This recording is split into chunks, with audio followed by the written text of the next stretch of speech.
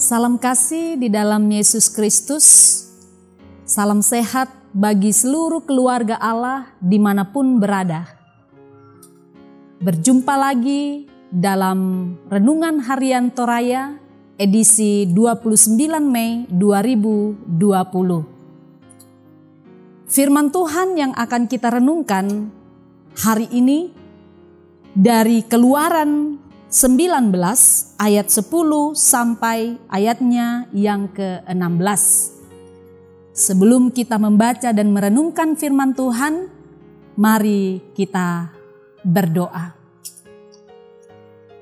Pujian dan hormat bagimu ya Allah Bapa, Tuhan yang senantiasa memelihara kehidupan kami.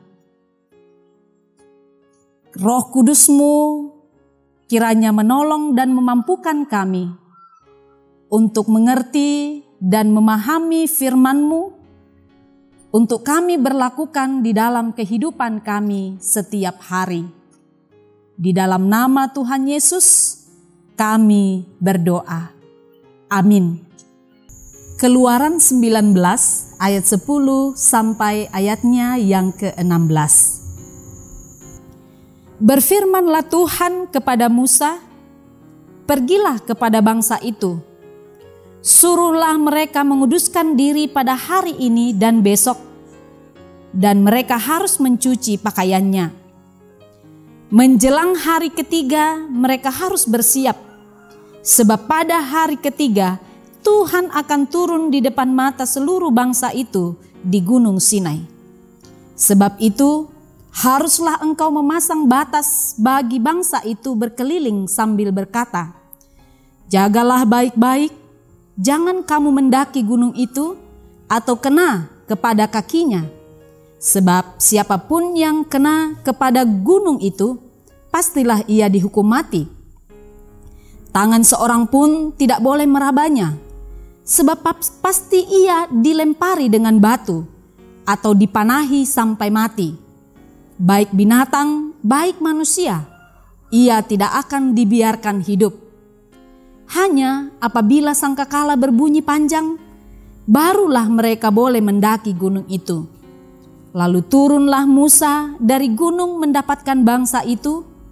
Disuruhnyalah bangsa itu menguduskan diri, dan mereka pun mencuci pakaiannya.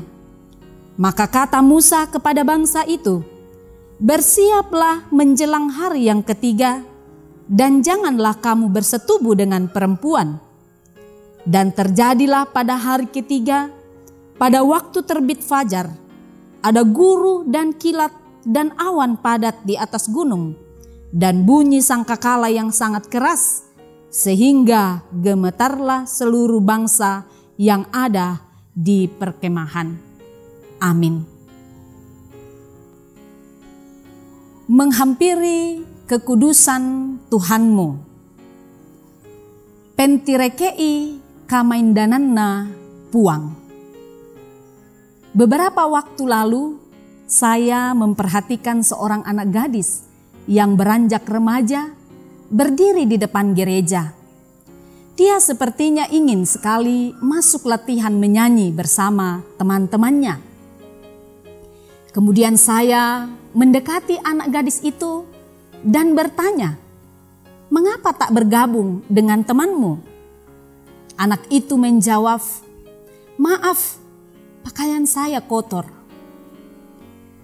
Tuhan berfirman kepada Musa untuk pergi kepada bangsa Israel, agar mereka menguduskan diri pada hari itu dengan mencuci pakaian mereka.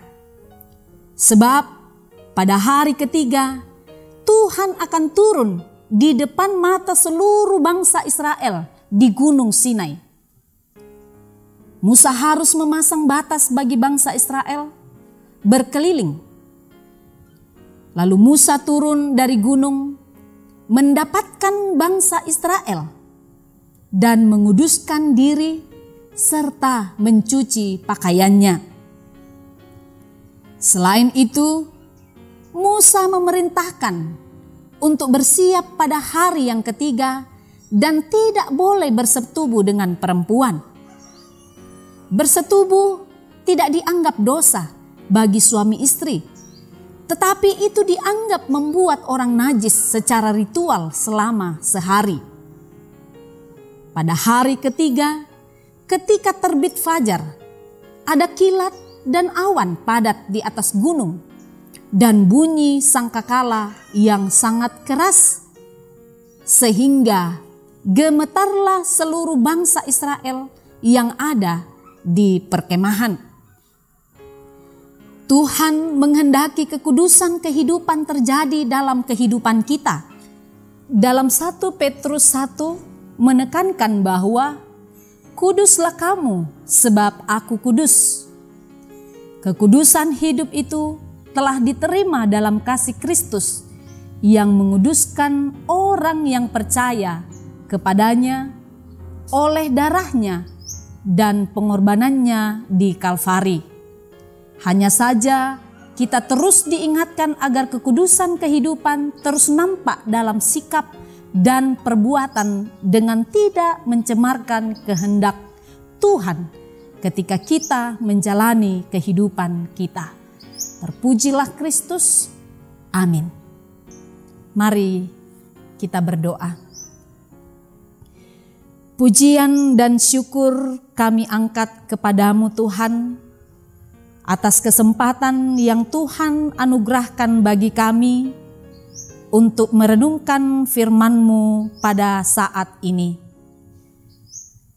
Kiranya firman-Mu ini Tuhan terus menguatkan dan memampukan kami menjalani hidup ini dalam kekudusan sesuai dengan kehendak Tuhan.